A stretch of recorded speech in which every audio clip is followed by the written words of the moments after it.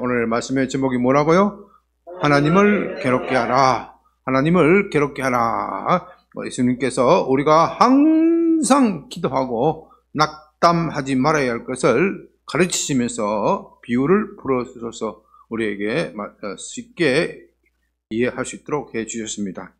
우리 비유는 우리가 잘 아는 것이죠. 어떤 가부에, 어떤 도시에 하나님을 두려워하지 않는 재판장, 하나님을 두려워하지 않으면 사람을 무시하는 거예요. 사람을 무시하는 재판장이 있었다. 고대에는 이런 재판장들이 참 많이 있었어요. 요즘은 하나님을 두려워하지 않고 사람을 존중하는 재판장이 있느냐? 하나님을 두려워하지 않는데도 존중하지 않는 재판장이 있느냐? 제 경험으로는 하나님을 두려워하지 않고 사람을 무시하지 않는, 사람을 존중하는 재판장 겉으로는 있는 것 같아. 겉으로 가면 다 존중한다 그래. 근데 없어. 속으로는 없어. 속으로는 그냥 자기가 재판관이니까 사람을 존중 안 한다 그렇게 보이면 어떻게 해요? 요새는 인터넷 때문에 난리가 나잖아. 그렇기 때문에 사람을 존중하는 척하는 재판장은 있지만 하나님을 섬기지 않으면서 정말로 사람을 두려워하는, 사람을 존중하는 재판장은 참 찾기가 힘든 것이죠. 어쨌든 옛날에는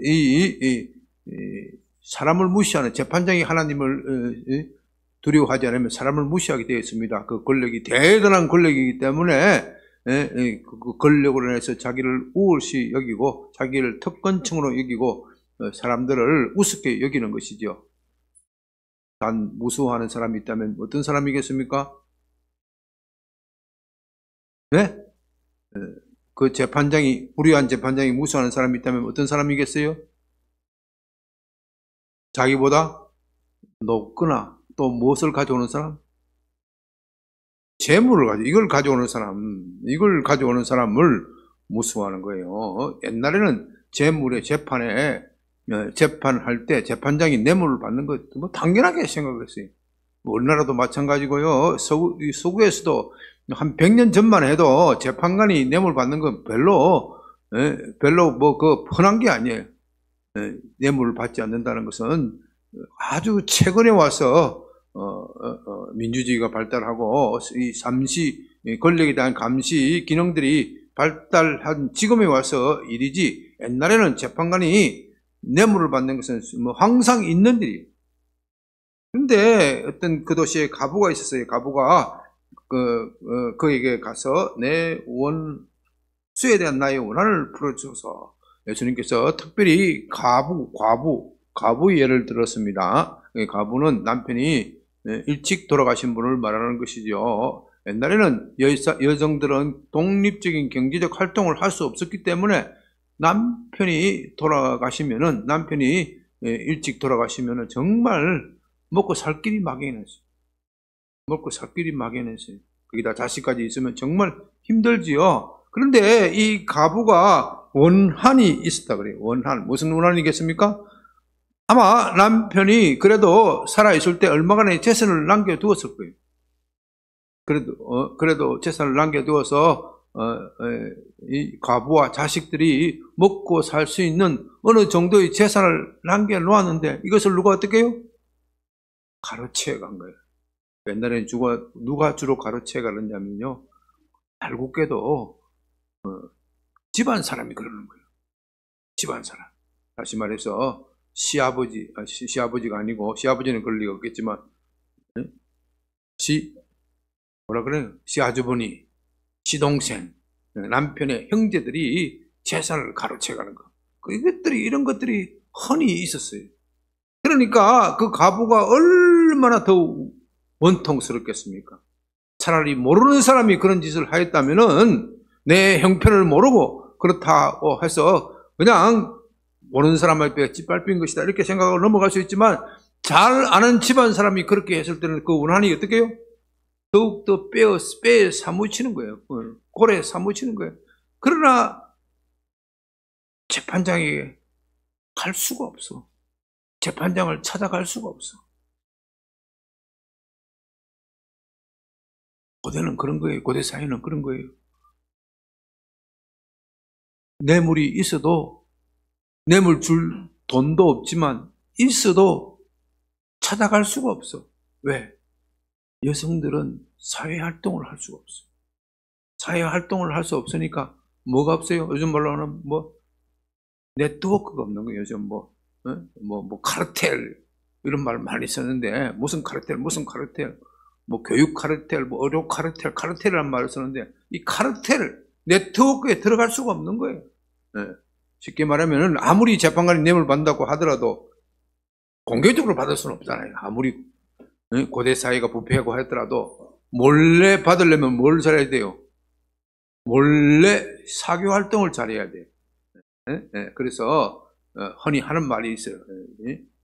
우리나라도 30년, 40년 제가 처음에 검사되고 할 때는 공무원들이 뇌물을 받는 건 흔한 일이야. 뇌물을 받치면 뭐라 그래요? 받으면서 뭐라 그래요? 이건 나만 먹는 게 아니라고. 가서 상납을 해야 된다고. 제가 어디 중앙아시아 어느 국가에 가서 공항에서 나올 때 걸렸어. 별거 아니에요. 별거 아닌데, 별거 아니고. 달러 신고를 내가 큰 돈 가지고 있는 것도 몇백 불이에요. 그 당시 돈으로. 몇백 불인데, 그 나라는, 우리나라는 1000불, 10,000불입니까? 10,000불 이하는 신고 안 해도 되는 거죠. 그 나라는 모든 달러를 다 신고를 해야 되는데, 그것도 몇백 불이야. 별거 아닌가 가지고, 그거 가지고 잡겠냐 싶어서, 신고를 안 하고 잡았더니, 그건 잡더라고요. 다른 사람은 다 거기다 몇 달 썼는데 나는 대담하게 안 썼으니까 드디어 잡힌 거죠. 그러니까 어떻게 법적으로 조치하라고 했더니 신간이 하다가 그 옆에 선교사님이 보고 제가 제 신분을 아니까 검사님 너무 그렇게 하지 마시고요. 이거 하다가 괜히 다른 사람도 못 나갈 수가 있고 하니까 저한테 한 50불만 주시라고. 50불만 줬더니 떡떡 쓰다고 30불은 남기가 오더라고요. 어떻게 했냐 하니까 제가 알아서 다 이 사람들한테 했습니다. 이제 조금 있다가 보니까 이제 제가 그 나라 그 행사 때문에 간 걸 알고 제가 검사라는 신분을 알고 와서 이제 정중히 사과하면서 그 하는 말이가 이거 저 혼자 먹는 게 아닙니다. 가져가면 다 같이 놀아 먹습니다. 그렇게 하던 시절이 우리나라도 있었어. 우리나라도 그런 시절이 있었어요. 혼자 먹는 게 아니다. 그러니까 그때 나왔는 말이 뇌물도 먹는 놈이 먹는 거고 아무나 먹는 게 아니에요. 뇌물도 주는 놈이 주는 거예요. 뇌물도 아무나 줄 수 있는 게 아니야. 평소에 이렇게 인맥 관리를 잘 하는 사람이 뇌물을 먹일 수 있는 거예요. 뇌물 먹이는 것도 그 시대는 능력이야, 능력. 좀 여러분들에게는 좀 생소하게 들릴지 모르지만은 그 시대는 뇌물을 먹일 수 있는 것도 능력이야. 그 여성들은 그럴 능력이 없어. 그러니까 호소할 때는 뭐예요? 호소할 때는 단 한 가지 남았는데 때를 쓰는 거예요. 때를 쓰는 거. 때를 쓰는 것도 재판장이 와서 때를 쓰면 좋은데 재판장 집 앞에서 가서 마치 이런 시위를 하듯이 나갈 때, 올 때, 괌을 빽 지르면서 내 원수를 갚아주소서, 내 원수를 억울하게 재산을 가로채간 저 인간을 처벌해주세요, 처벌해주세요. 여기 법원 앞에 편말 들고 다니는 사람 많지요? 그런 식으로 재판장이 올 때마다 침묵 시위하는 것이 아니라 어떻게 해요? 괌을 빽 지르면서 하는 거예요. 재판장이 처음 듣고 있다가 하다가 말겠지. 오늘도 그렇고 내일도 그렇고 맨날 나중에 뭐예요? 보기만 해도 징그러워.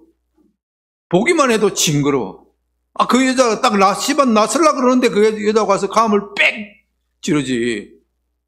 하인을 시켜서 내쫓으면 또 찾아오지. 견딜 수가 없는 거예요. 그래서 뭐라고 그래요, 여기? 4절에 그가 얼마 동안 듣지 아니하다가 속으로 생각하되 내가 하나님을 두려워하지 않고 사람을 무시하나? 내가 하나님을 두려워하지 않고 사람을 무시하나? 어떻게 해요? 이 과부가 나를 번거롭게 하려니, 나를 귀찮게 하려니, 나를 귀찮게 하려니 그 원한을 풀어주리라. 그렇지 않으면 늘 와서 나를 어떻게 해요? 괴롭게 한다. 이 괴롭게 하는 단어가 번거롭게 하는 단어는 좀 약하고 번거롭게 한다는 단어가 아주 재미있는 단어예요. 괴롭게 한다. 나를 괴롭게 한다. 무슨 뜻이냐? 괴롭게 한다는 것은요, 주먹으로 눈덩이를 쳐서 눈을 멍들게 하는 거예요. 눈을 멍들게 하면 얼마나 괴롭겠어요. 사람 보기에도 흔히 하는 말로 쪽팔리고, 재판관이 얼굴에 몸 퍽 들어봐요. 얼굴 채신이 안 쓰는 거예요. 또 아프기도 아프고. 이 여인의 타는 소리 때문에 어떻게 해요? 내 눈이 멍들 정도로 힘이 든다. 내 눈이 멍들 정도로 힘이 든다. 그렇게 해서 이 재판관이 그 가부의 원한을 들어준다. 주님께서 이 같은 비유를 들어서 우리가 그렇게 기도해야 한다. 그렇게 기도해야 한다. 어떻게 기도한다고요? 가부처럼 부르짖으면서 포기하지 않고 늘 기도해야 한다. 여러분 보십시오. 가부라고해서 이 원한을 당한 가부라고해서 다 기도하는 게 아니에요. 어떤 사람은 자기의 권리를 빼앗기고도 짓밟기고도 그러니 하고 사는 사람이 있어요. 그렇죠? 그걸 이 불의한 시대에 어떻게 하겠느냐? 그걸 당연하게 생각하면서 사는 사람이 있어요. 그런 사람은 부르짖을까요? 안 부르짖을까요? 포기하는 사람, 자기 삶의 권리, 나의 인생의 권리를 포기하는 사람은 부르짖지 않습니다. 왜냐하면 불의를 당하는 것이 너무나도 당연한 것이기 때문에. 너무나도 당연한 것이에요. 불의를 당하는, 내가 현재 당하고 있는 불의가 당연하다고 생각하는 사람은 결코 부르짖을 수 없어요. 이 가부가 될 수가 없어요. 그러나 내가 현재 당하는 것이 불의하다. 이것은 반드시 시정돼야 된다. 그렇게 생각하는 사람은 부르짖는 거예요. 그러니까 어떻게 보면 영적으로 이 과부는 살았어요. 어떤 사람은요, 자기의 권리를 침탈당하면서 죽은 사람이 있는가 하면, 어떤 사람은 자기 권리를 침탈당하면 살은 사람이 있어요. 부르짖는 사람은 살은 사람이고, 부르짖지 않는 사람은 죽은 사람이에요. 여기서 끝에 보면 주님이 뭐라 그러겠어요? 8절에 그러나 인자가 올 때 세상에서 어떻게 해요? 믿음을 보겠느냐? 우리가 영적으로 자신의 권리를 침탈당해도 어떤 사람은 침탈당한 것조차도 모르고 어떤 사람은 그것을 알아도 부르짖지 않는 사람이 있어요. 이런 사람은 믿지 않는 사람. 어떤 사람이 부르짖느냐? 믿는 사람이 부르짖는 거예요. 내 억울한 사연을 하나님께 아뢰면 하나님께서 반드시 시정해 주실 것이다. 설령 불의한 재판장이 내가 뇌물을 갖다 줄 힘도 없고 뇌물을 갖다 줄 여력도 없고 뇌물을 갖다 줄 네트워크도 없지만 내가 떼를 쓰는 것, 내 무기 하나는 떼 쓰는 것밖에 없는데 이 떼 쓰는 것, 이 한 몸을 바쳐서 부르짖으면 저 불의한 재판장도 내 권리를 회복시켜 줄 것인데 하물며 정의로우신 하나님이라 그 하나님 앞에서 때를 쓰는 것. 그것이 항상 기도다. 항상 기도에는 지금 여러 유형이 있는데 지난주에도 말씀드렸는데 부르짖는 기도가 항상 기도의 출발점이에요. 어떤 사람이 부르짖을 수 있다 그랬죠? 자기 권리를 빼앗긴 것을 자각하는 사람. 자기 권리를 빼앗기는 것을 자각하는 사람. 하나님께서는 우리 각자에게 행복해 줄 수 있는 권리를 주셨어요. 우리 인간의 목적은요, 인생의 목적은 행복한 거예요. 행복한 거. 아니, 철학자들이 인생의 목적이 무엇이냐 물으면 행복이라고 그래요. 행복. 그건 어느 철학자나 다 똑같아. 기독교에서도 인생의 목적이 뭐냐? 행복이에요. 그런데 기독교에서 인생의 목적이라는 것은 행복이라는 용어로 쓰는 것이 아니고 무슨 단어를 쓰느냐? 생명이라는 단어를 써요. 생명. 예수님께서 내가 온 것은 생명을 주고 어떻게 해요? 더욱더 그것을 풍성하게 준다. 그것을 내가 너희가 온 것은 행복을 주고 그 행복을 어떻게 해요? 더 풍성하게 주리까 한다. 이렇게 하면 머릿속에 쏙 들어와요. 쏙 들어와요. 그렇죠? 네. 그냥 생명을 주고 하면은 이건 너무 잘 들어오지 않아. 왜? 유대인들은 잘 알아들으실지 몰라도 우리는 잘 들어오지 않아. 왜? 우리는 오랫동안 기독교 문화 속에서 자라온 것이 아니라 히브리 문화 속에서 자라온 것이 아니라 헬라 문화 속에서 자라왔기 때문에 헬라 문화 속에서 자라왔기 때문에 생명이라는 단어를 주는 그 함의가 성경에서 주는 함의가 잘 몰라. 생명은 환희고 기쁨이에요. 생명은 환희고 기쁨이에요. 그렇죠? 여기 성경에서 말하는 생명은 환희고 기쁨이지 겨우 목숨은 붙어 있으면서 고문당하고 비틀림당하고 죽을 지경이 돼가지고 죽지 못해서 사는 인생, 이걸 생명이라고 안 해. 성경에서 이걸 생명이라고 안 해. 이걸 죽음이라고 얘기해, 성경은. 살기는 살았지만 죽었다 그래. 생명은 기쁨이고 환희예요. 그런데 철학자들이 말하는 행복이 뭐냐? 그 행복도 환희와 기쁨이에요. 그 내용은 같은 것인데, 그 내용을 같은 것인데, 다만 그 행복을 얻는 방법이 다른 거예요. 우리가 기독교에서 말하는 행복은, 생명은 하나님께서 주시는 것이고 예수 그리스도를 통하여 오는 것이고, 철학자들이 찾는 행복은 인간의 본성을 자기 스스로 찾아서 본성대로 살아가는 거. 간단하게 요약하면 그런 거예요. 그 방법은 다르지만은 그러나 그 내용, 그 추구하는 내용은 같은 거예요. 하나님께서 우리 인생을 창조하실 때 우리로 하여금 생명의 기쁨과 환희를 누리도록 그렇게 창조하셨어요. 어떻게 그것을 성경을 알 수 있느냐? 스바냐서 3장 17절을 보세요. 구약 성경 스바냐서 잘 안 읽는 성경이지만 스바냐서 3장 17절. 구약 성경 1308페이지. 스바냐서 3장 17절. 다 같이 한번 읽어볼까요? 너의 하나님, 시작. 너의 하나님 여호와가 너의 가운데에 계시니 그는 구원을 베푸실 전능자시라. 그가 너로 말미암아 기쁨을 이기지 못하시며 너를 잠잠히 사랑하시며 너로 말미암아 즐거이 부르며 기뻐하리라 하시니라. 자, 여러분, 하나님께서 우리를 보시면 어떻게 해요? 기뻐하고 우리를 보시면 사랑스러워서 견딜 수 없다. 그렇게 말씀하셔요. 그런데 우리 인생이 비참하게 살면은 하나님도 기쁠 거야, 안 기쁠 거야? 안 기뻐.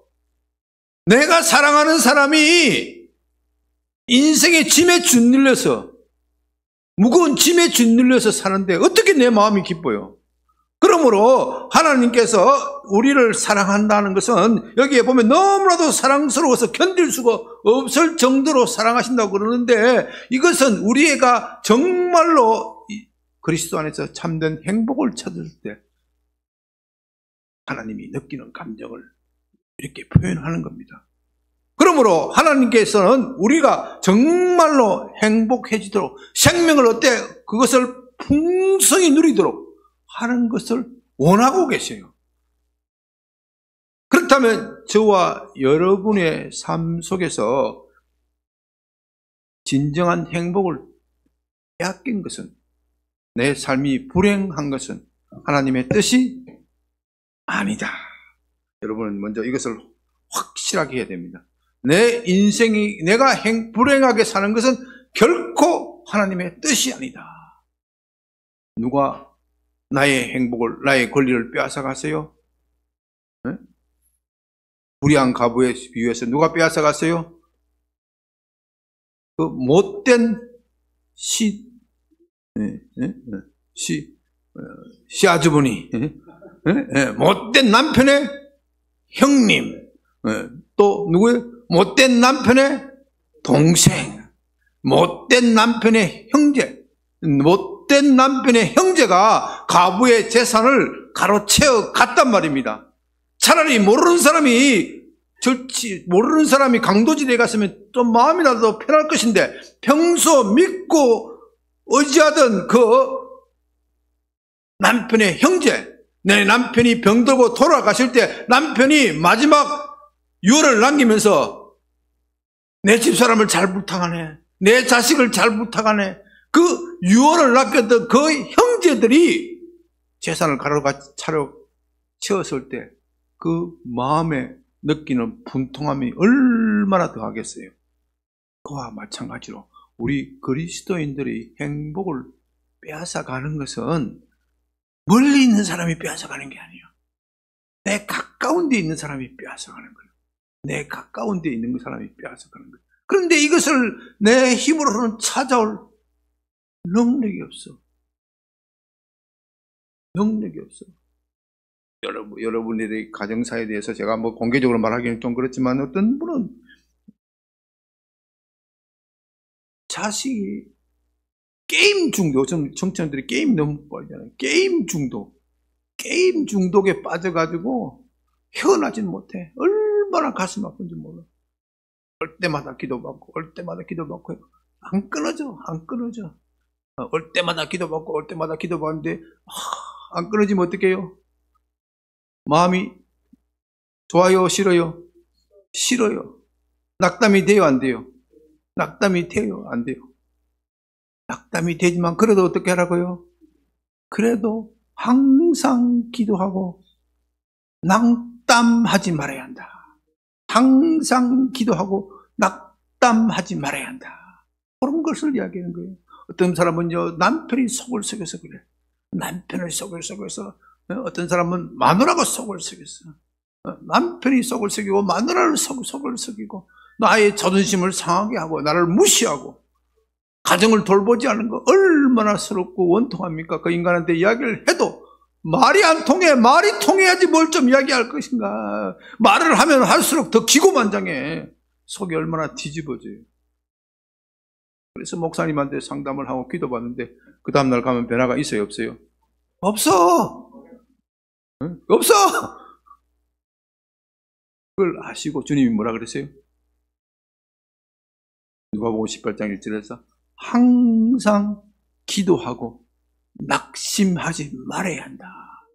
낙심하지 말아야 한다. 항상 기도하고 낙심하지 말아야 한다. 어떤 사람은요, 자기의 재산을 마귀에게 홀랑 틀어먹은 사람이 있어요.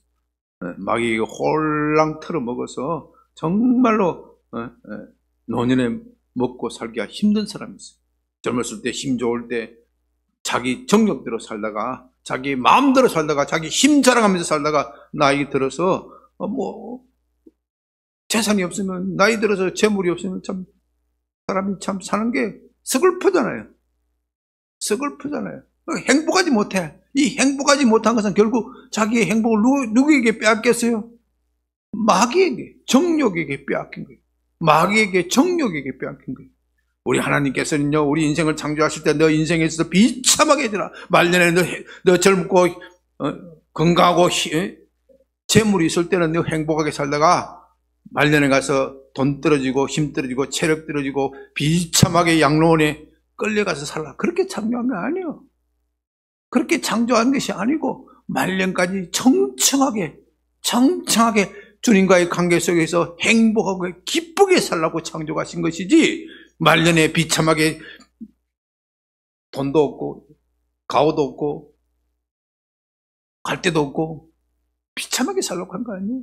이게 다 마귀에게 우리에게 행복을 빼앗긴 거예요. 마귀에게 행복을 빼앗긴 거예요. 그런데 이 행복을 마귀에게 빼앗긴 것을 모르는 사람은 기도하지 않아. 기도하지 않고 뭐라 그래요? 원래 인생은 그런 거야. 사는 거는 다 그런 거지. 뭐 늙으면 병들고 병들면 어떻게 비참해지는 거고, 늙으면 있는 자식도 다 도망가고, 내 주위를 둘러봐도 나만 그런 것이 아니고 저도 그렇고 저기도 그렇고 다 그래. 그것을 당연한 것으로 받아들이는 사람은 이 삶의 문제에 대해서 기도를 할까 안 할까? 안 해. 그러나 이것은 하나님께서 우리를 창조하실 때의 원래의 모습이 아니야. 우리가 하나님께서 우리를 창조하실 때 원래의 모습은 젊었을 때만 팔팔하고 행복한 것이 아니라 날이 갈수록 더욱더 기뻐하고 행복하고 소망 가운데 살라고 창조하신 거예요. 그래서 사도 바울은 어떻게 말합니까? 나는 날마다 죽노라. 나의 그 사람은 날마다 후패해지나. 나의 그 사람은 날마다 늙어가고 병들어가지만 나의 속사람은 어떻게 해요? 날마다 새로워진다. 내 속에 새로운 기쁨이 넘친다. 생명이 넘친다. 그렇게 고백하는 거예요. 이것이 정상이란 말입니다. 근데 이 정상인 상태를 모르는 사람은 기도하러 나오지 않는다. 그래서 이 누가복음 18장 끝에서 주님께서 한탄하시는 거예요. 뭐라고 한탄하세요? 인자가 올 때 세상에서 믿음을 보겠느냐? 내 권리를 빼앗긴 것을 깨닫는 사람이 얼마나 볼 수 있겠느냐? 왜? 그런 사람만이 부르짖을 수 있기 때문에. 그런 사람만이 부르짖을 수 있기 때문에. 다시 6절 봅니다. 18장 6절. 주께서 이르시되 불의한 재판장이 말한 것을 들으라. 하물며 하나님께서 그 밤낮 부르짖는 택한 자들의 고난을 풀어주지 아니하겠느냐? 그들에게 오래 참으시겠느냐? 불의한 재판장도 그러는데 어떻게 공의로우신 하나님이 믿는 사람이 자기의 권리를 빼앗겼다고 찾아오고 밤낮으로 부르짖는데 어떻게 그의 기도를 들어주지 않겠느냐? 믿는 사람이 밤낮으로 부르짖으면 하나님께 어떻게 느껴진다고요? 하나님을 괴롭게 하는 거예요. 하나님의 눈에 대고 괴롭게 한다 뜻이 무엇이라고 아까 말씀드렸죠? 눈을 탁탁 치면 눈팅이 반팅이 되게 해요. 하나님의 눈팅이 반팅이 되게 만드는 거예요. 우리가 뭐 그럴 리는 없지만 하나님은 이런 단어를 쓰시면서까지 내가 너희가 그렇게 간절히 묻는 거 안 들어주시겠냐? 이 세상 사람들한테도 눈탱이가 반탱이 되도록 과음을 지르고 악을 쓰고 때를 써봐라. 그 때 쓰는 것 때문에 귀찮아서라도 할 수 없이 들어주지 않느냐? 그런데 너희가 왜 이렇게 기도를 못하느냐? 왜 이렇게 부르짖지 못하느냐? 그 이유는 너희가 권리를 빼앗긴 것을 모르고 너희는 원래 행복하도록 창조되어 있어. 너희는 원래 우울증에 걸리도록 창조되어 있는 게 아니야. 그건 비정상이야.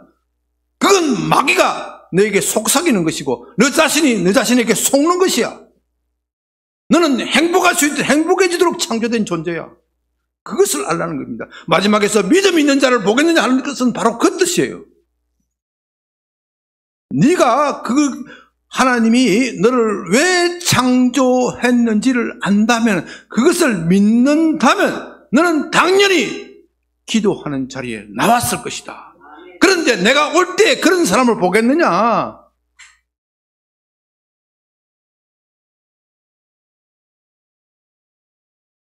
여러분, 제가 렉시오 디비나의 목적 뭐라 그랬죠? 말씀과 기도를 통합하는 거예요. 말씀과 기도를 통합하면은 너희가 내 안에 가고 내 말이 내 안에 가면 무엇이든지 원하는 대로 구하라. 그리하면 이루리라. 이것이 렉시오 디비나. 렉시오라는 말은 읽는다, 리딩 이런 것이 있고, 디비나는 디바인 하는 거룩한 독서라는 라틴어인데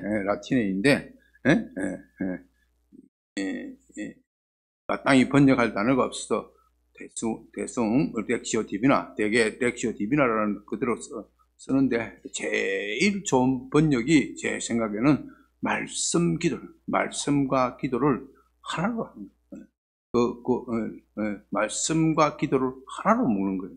이 말씀과 기도의 하나로 묶는 것 중에 하나가 첫째 단계가 부르짖는 거예요. 부르짖는 거.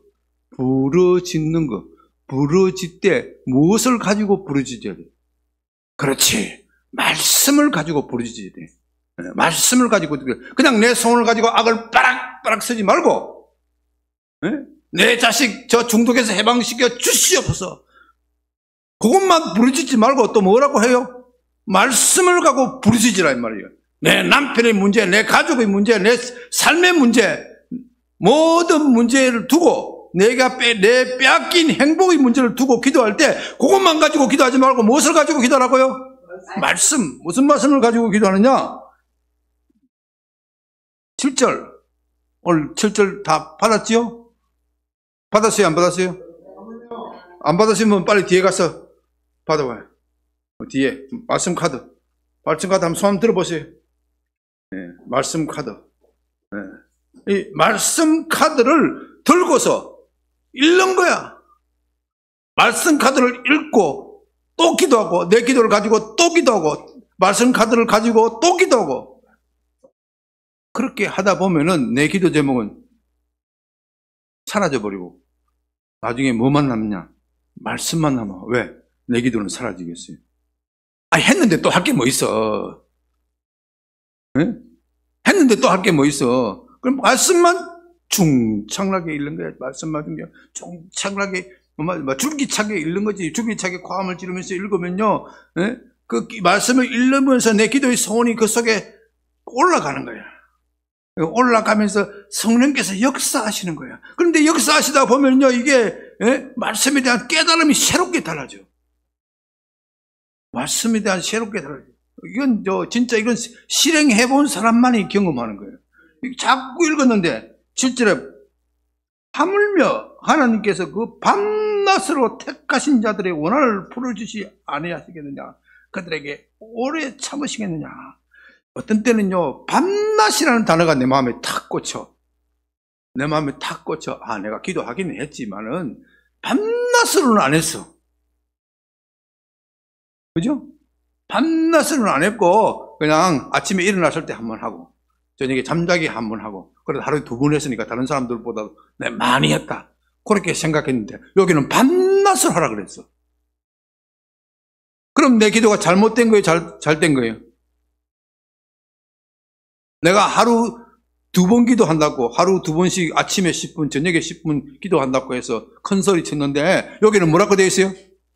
밤낮으로 하루 2번 하는 것이 밤낮이에요? 아니에요. 밤낮으로 하는 거예요. 이거 밤잠 자지 말고 기도하라. 그때부터 고민이 생기는 거예요. 이거 밤잠 자지 말고 어떻게 기도합니까? 그때부터 고민이 생기고 말씀의 깊이가 점점 더 깊어지는 거예요. 여기서 밤낮은요, 어떨 때는 밤에 잠잠을 자지 말고 기도하는 것도 있겠지만 대개의 뜻은 그게 아니라 항상 기도예요. 항상 기도. 왜 그렇게 해석할 수 있어요? 주님이 그 앞에 뭐라 그래요? 18장 1절에서 항상 기도를 하잖아요. 항상 기도. 항상 기도라는 것은요, 모든 것을 집어치우고 기도하라는 그 뜻이 아니에요. 생각날 때, 생각날 때가 아니라 의도적으로 생각나게 일을 하다가도 설거지를 하다가도 기도하는 거야. 설거지를 하는 거야. 하나님 아버지, 하물며 하나님께서 그 밤낮으로 부르짖는 택하신 자들의 고난을 풀어주시지 아니하시겠느냐? 그들에게 오래 참으시지 않겠느냐? 그렇게 하셨네요. 내 기도를 들어주세요. 내 기도를 들어주세요 하다가 그 뒤에 가서는 뒤에 거는 재미가 없거든. 앞에 거만 잘 외우는 거야. 속에서 반복하는 거야. 반복을 하다 보면 이것이 내 입에 어떻게 다 들어붙어 있어요. 말씀이 내 입에 붙어 있으면 마음에 새길 수 있다고 그랬어요. 내 입에 붙어 있으면 말씀에 입에 붙어 있는 것이 목적이 아니고 어디에 붙어 있는 것이 목적이에요? 마음에 붙이는 것. 그것이 내 말이 너희 안에 거하는 단계. 너희 안에 더하기 단계가 되면 요 단계가 되면 이야 그렇지. 하나님께서 반드시 내 소원을 들어주신다. 내 빼앗긴 행복을 반드시 찾게 해주신다. 요 확신이 생깁니다. 요 확신이 생기면은 하나님의 기도의 응답이 오고, 그 다음에 내가 막혔던 문제가 풀리고, 이게 풀려지면서 하나님과 나와의 교제가 비로소 시작되는 거예요. 그때 교제가 하나님과 나와의 릴레이션십, 관계가 비로소 시작이 되는 거예요. 대부분 우리의 기도는 그렇지 않습니까? 하나님 말씀에는 무엇이든지 원하는 데 구하라 했는데 아무리 기도해도 대답이 없어. 어떨 때는 대답하시는 것 같으면 어떨 때는 대답을 안 하셔. 처음에 믿을 때는 잘 대답하시다가도 대부분 보면은 확률이 점점 떨어져가지고 나중에는 기도 가운데 10%도 대답이 안 된다. 그렇게 느껴지고 있어요. 그렇게 느껴지는 거예요.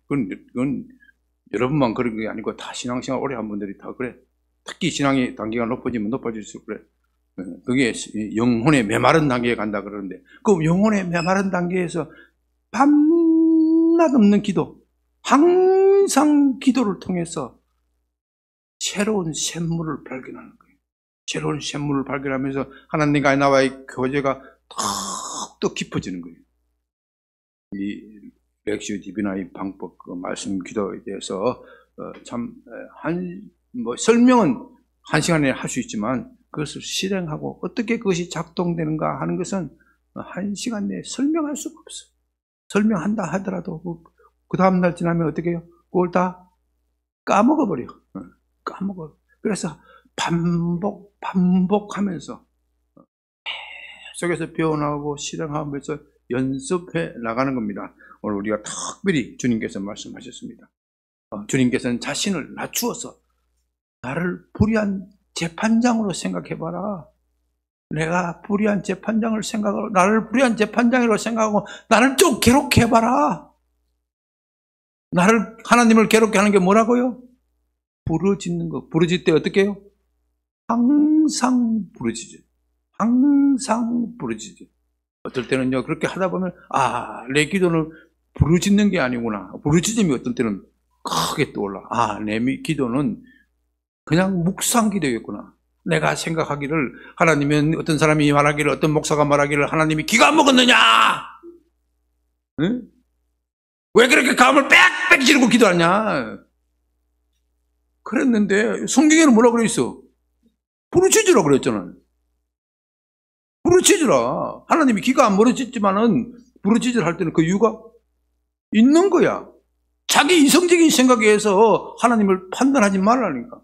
그런 것들이 말씀이 살아서 팍팍 움직이면서 깨달아지는 거예요. 그게 성령이 역사하시는 거예요. 그게 성령이 역사하시면은 그 말씀에 이 영성의 렉시오 디비나가 들은 이것을 뭐라고 표현했냐? 숨어있는 뜻이 밝혀진다. 숨어있는 뜻이 밝혀진다. 숨어있는 뜻이, 이건 정확한 표현은 아니야. 내가 몰랐던 뜻이 깨달아지는 거야. 내가 몰랐던 뜻이 수면에 오르면서 깨달아지면서 나의 삶이 풍성해지고 내가 그리스도 안에서 정말 기도할 힘을 얻는 거예요. 오늘 말씀의 제목이 뭐라 그랬죠? 하나님을 괴롭게 하라. 하나님을 괴롭게 하라. 하나님을 괴롭게 하는 것은 밤낮 없이 부르짖는 기도다. 여러 가지 방법이 있겠지만은 하나님을 괴롭게 하는 것은, 괴롭게 한다는 뜻은 눈탱이가 반탱이 되도록 두드러 패는 것이다. 우리가 하나님을 어떻게 그렇게 펼 수가 있겠어요?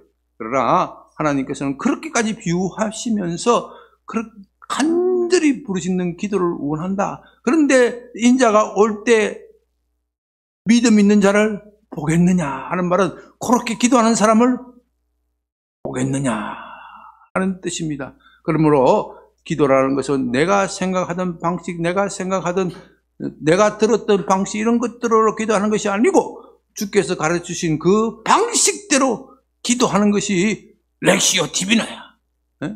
그 방식대로 기도하는 것이 말씀 기도라. 말씀 기도. 또 우리가 또 침묵해서 기도해야 될 때가 있는데, 그건 그때 가서 배우는 것이고, 말씀 기도의 첫째 단계는 부르짖는 기도다. 부르짖는 기도가 돼야 침묵 기도도 되는 겁니다.